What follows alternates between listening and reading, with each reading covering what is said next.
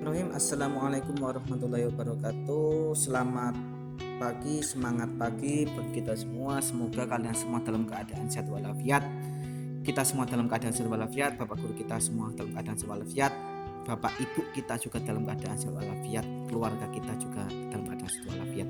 Selalu senantiasa taati protokol kesehatan. Karena apa? Karena masih dalam keadaan pandemi. Jadi tetap jaga diri kita dan jaga orang-orang yang di sekitar kita. Terima kasih.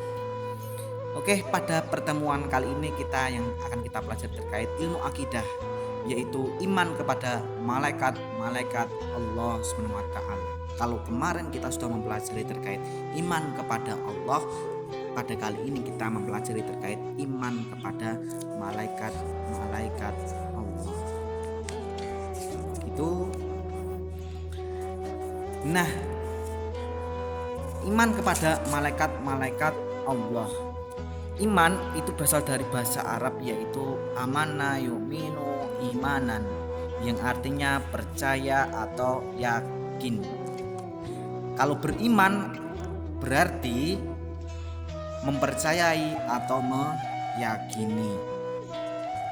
Iman bermakna atau sebagai bentuk pengakuan dalam hati, diucapkan dengan lisan dan diamalkan dengan anggota badan. Dan iman tersebut bisa bertambah, bisa berkurang. Iman itu bertambah dengan melaksanakan ketaatan, dan iman itu berkurang dengan melakukan kemaksiatan. Sampai sini anak-anakku semua paham? Oke, kalau paham. Iman kepada malaikat-malaikat Allah yaitu meyakini dengan sepenuh hati bahwasanya Allah Subhanahu wa taala telah menciptakan malaikat, kemudian diikuti dengan ucapan lisan dan dibuktikan dengan menunjukkan perilaku yang mencerminkan keimanan kepada malaikat dalam kehidupan sehari-hari.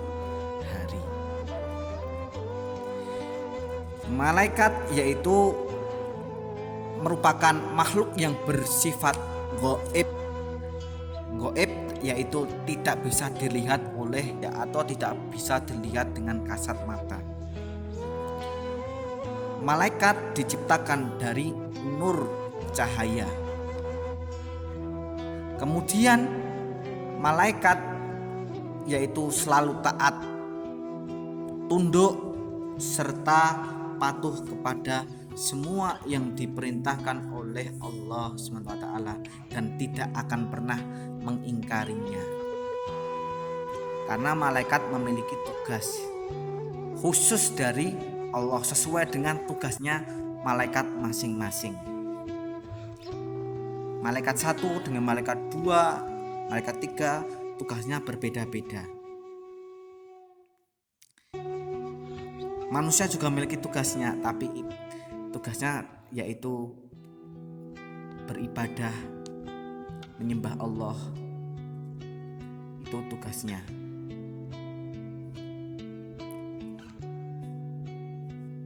Kemudian yang selanjutnya yaitu terkait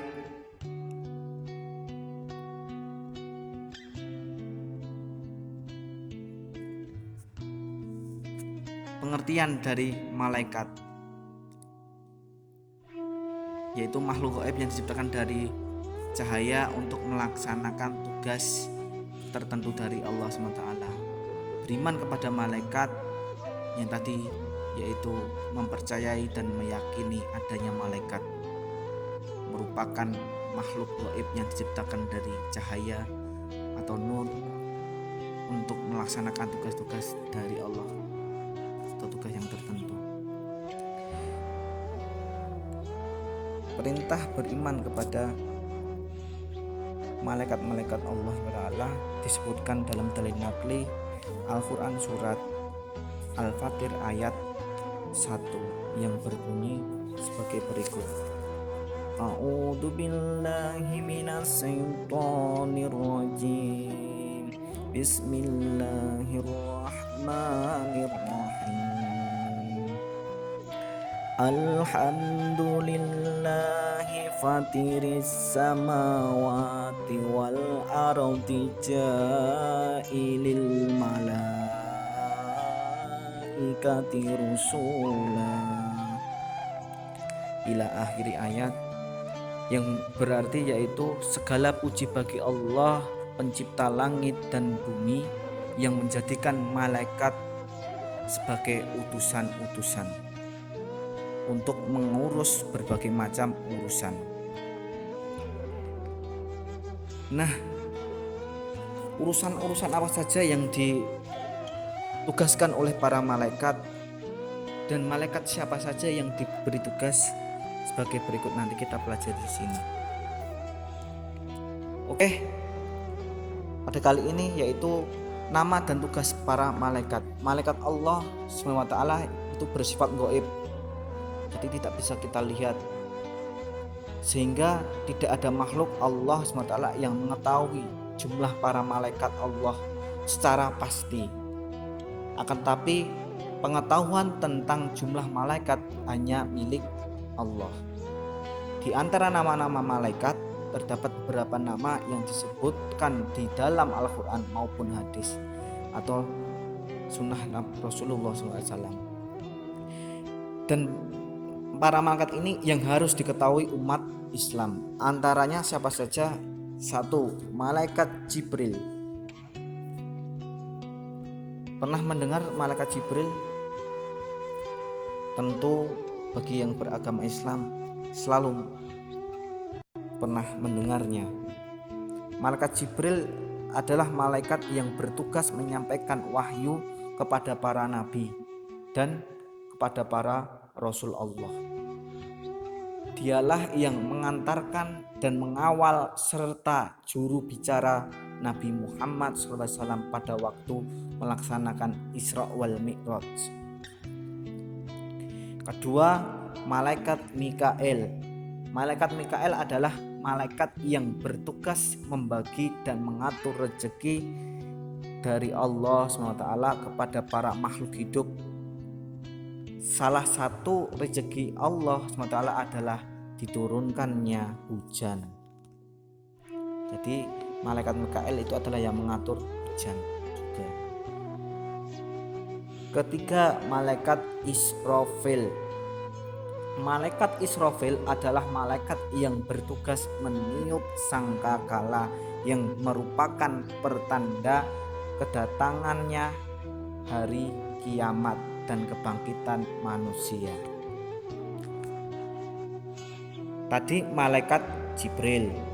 Malaikat Jibril tugasnya yaitu menyampaikan wahyu. Sedangkan saat ini para nabi dan rasul sudah tiada karena bukan zaman kenabian. Kira-kira tugasnya malaikat Jibril apa? Silahkan tulis kolom komentar di bawah ini. Kemudian malaikat Mikael tadi tugasnya membagi rezeki, misalnya hujan. Sampai saat ini malaikat Mikael masih bertugas. Kemudian malaikat Israfil tadi tugasnya yaitu meniup sangkakala pada hari kiamat dan pada hari kebangkitan. Kira-kira tugasnya malaikat Israfil saat ini itu apa? Silahkan tulis pada kolom komentar, atau bisa kita diskusikan nanti. Kemudian yang keempat, malaikat Israel. Malaikat Israel adalah malaikat yang bertugas mencabut nyawa dan ruh manusia dan makhluk lain di saat ajal datang. Malaikat Israel disebut juga dengan julukan yaitu malaikat maut. Malaikat yang kita ketahui di sini adalah malaikat Israel. Malaikat Israel memiliki bala tentara yaitu malaikat Zabaniyah. Nah, kalau malaikat Israel pada saat ini dan yang akan datang masih bertugas. Selanjutnya malaikat Raqib. Malaikat Raqib adalah malaikat yang bertugas sebagai pencatat amal kebaikan atau amal soleh manusia sejak balik sampai datangnya maut. Jadi seseorang yang usianya sudah balik, sudah tahu benar dan salah, itu sudah dicatat amal solehnya oleh malaikat raqib. Berikutnya yaitu malaikat atid. Malaikat atid adalah malaikat yang bertugas sebagai pencatat amal kejahatan atau amal buruk atau kemaksiatan manusia sejak balik sampai datangnya maut. Jadi malaikat raqib dan malaikat atid sampai saat ini masih bertugas. Selanjutnya malaikat mungkar. Malaikat mungkar adalah malaikat yang bertugas sebagai penannya manusia di alam kubur atau sebagai eksekutor penanya di alam kubur, yakni pada saat manusia ada di dalam kubur atau alam barzah. Sampai saat ini masih bertugas. Oke, kemudian malaikat nakir. Malaikat nakir adalah malaikat yang bertugas sebagai penanya manusia di alam kubur atau eksekutor di alam kubur, yakni pada saat manusia ada di dalam kubur atau dalam alam barzah. Sama seperti malaikat mungkar dan malaikat nakir, sampai saat ini masih bertugas. Jadi siksa kubur itu ada. Siapa yang menyiksa, memberikan siksaan, yaitu malaikat yaitu maksud saya malaikat mungkar dan nakir. Gitu nggih. Selanjutnya yaitu malaikat malik. Malaikat malik adalah malaikat yang bertugas sebagai penjaga neraka. Penampilannya malaikat malik ini sangat mengerikan. Kenapa sangat mengerikan? Karena penjaganya di neraka. Sifatnya yaitu sangat keras, kaku, kejam, dan sangat ganas saat menghukum penghuni neraka. Kemudian yaitu malaikat Ridwan. Malaikat Ridwan adalah malaikat yang bertugas sebagai penjaga dan pengawal di pintu surga. Penampilannya sangat elok, rupawan, sangat indah, bersifat ramah, sopan, santun, dan baik hati, seperti ya dan baik kepada penghuni surga. Malaikat Malik dan malaikat Ridwan sudah bertugas atau belum bertugas? Ya, sudah bertugas di menjaga di pintu neraka dan pintu surga. Malaikat Ridwan di pintu surga, malaikat Malik di pintu neraka. Tapi belum ada yang masuk karena menunggu besok datangnya hari kiamat dan hari pembalasan. Ketika sudah diadili oleh Allah di hadapan Allah, kamu masuk, sudah melewati pintu hisab dan pintu mizan, baru nanti ditentukan hari pembalasan. Diberikan di surga ataupun diberikan neraka, semua ada di haknya Allah Subhanahu wa ta'ala. Selanjutnya yaitu sifat-sifat malaikat. Malaikat adalah makhluk gaib, diciptakan dari nur, kemudian selalu taat dan patuh pada perintah Allah, tidak pernah membangkang atau mengeluh, senantiasa menjalankan perintah Allah. Alkisah bahwasanya ketika iblis dan malaikat diperintahkan untuk sujud kepada Nabi Adam alaihissalam, malaikat mau dan taat dan sujud kepada Nabi Adam. Sujudnya sujudnya malaikat kepada Nabi Adam bukan untuk menyembah, tapi untuk menghormati. Tapi iblis menolak, membangkang. Itulah sifatnya iblis. Kemudian yang ketiga, sifatnya malaikat tidak berjenis kelamin laki-laki ataupun wanita, bahkan juga waria. Keempat, bisa berubah wujud. Malaikat itu bisa berubah wujud seperti yang dikehendakinya. Berwujud manusia, berwujud hewan, berwujud apapun, malaikat bisa membo. Kemudian yang kelima, tidak terikat oleh dimensi jarak, ruang ataupun waktu. Kemanapun bisa. Contohnya saat ini kalian bisa melihat malaikat roket sama Atlet. Tidak bisa kan? Tapi ketika kalian melakukan amal kebaikan, malaikat roket mencatat amal kebaikan kalian. Amal soleh kalian dicatat oleh malaikat roket. Ketika kalian melakukan kemaksiatan, tapi malaikat Atlet juga mencatatkan meskipun kalian tidak bisa melihatnya. Itu tadi sifat malaikat. Kemudian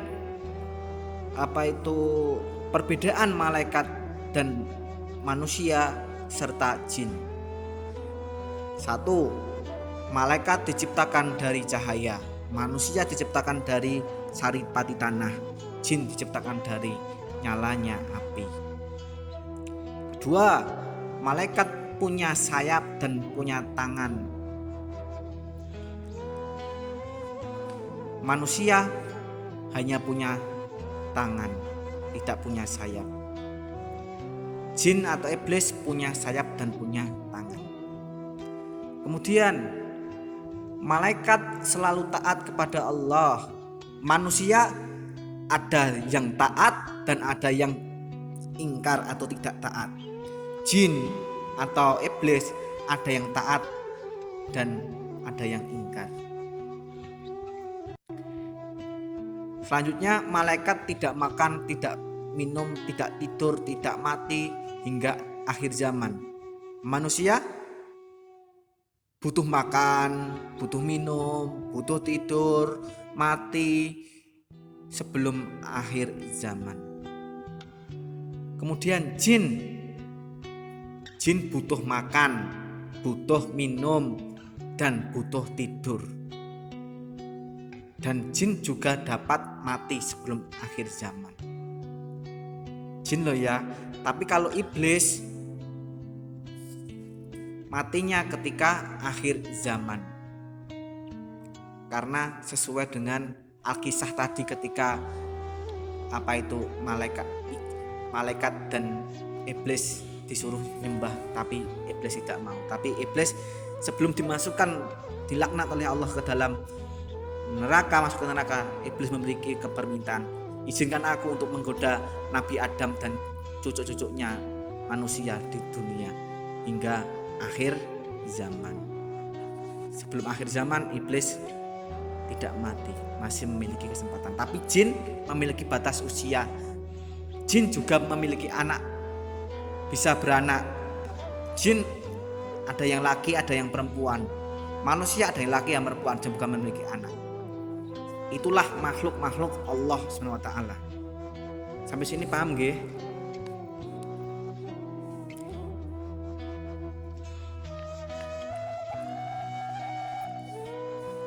Kemudian selanjutnya yaitu perilaku yang mencerminkan beriman kepada malaikat-malaikat Allah. 1. Contohnya perilaku yang mencerminkan keimanan kepada malaikat-malaikat Allah antara lain yaitu rajin sholat berjamaah, karena para malaikat selalu menghadiri sholat berjamaah. Kemudian berperilaku dermawan, karena apa? Karena para malaikat mendoakan orang yang senang bersedekah. Rajin belajar dan menuntut ilmu, belajar ilmu yang wajib, ilmu yang sunnah, ilmu yang wajib fardu kifayah, kemudian mengajarkan ilmu tersebut kepada orang lain, berbagi ilmu kepada orang lain. Karena apa? Karena para malaikat senantiasa mendoakan orang yang menuntut ilmu dan membagikan dan mengamalkan ilmu. Selanjutnya, senang membaca Al-Quran karena malaikat akan hadir dan mendengarkan bacaannya, meskipun tidak lancar, tidak masih grotal-gratul, tetap baca sebisanya dan terus belajar. Insya Allah apa yang kalian ajarkan, apa yang kalian lakukan dinilai ibadah oleh Allah SWT. Selanjutnya, kesalahan-kesalahan dalam mengimani para malaikat. Kesalahannya apa saja? 1. Menganggap malaikat memiliki kedudukan yang seperti Allah. 2. Berdoa atau memohon kepada malaikat. 3. Menganggap malaikat adalah anak Allah. Itu kesalahan-kesalahan yang tidak boleh kita mengimani malaikat dengan tujuan itu tadi. Karena apa? Karena malaikat itu ciptaan Allah, juga abdinya Allah. Sedangkan Tuhan itu adalah Allah SWT.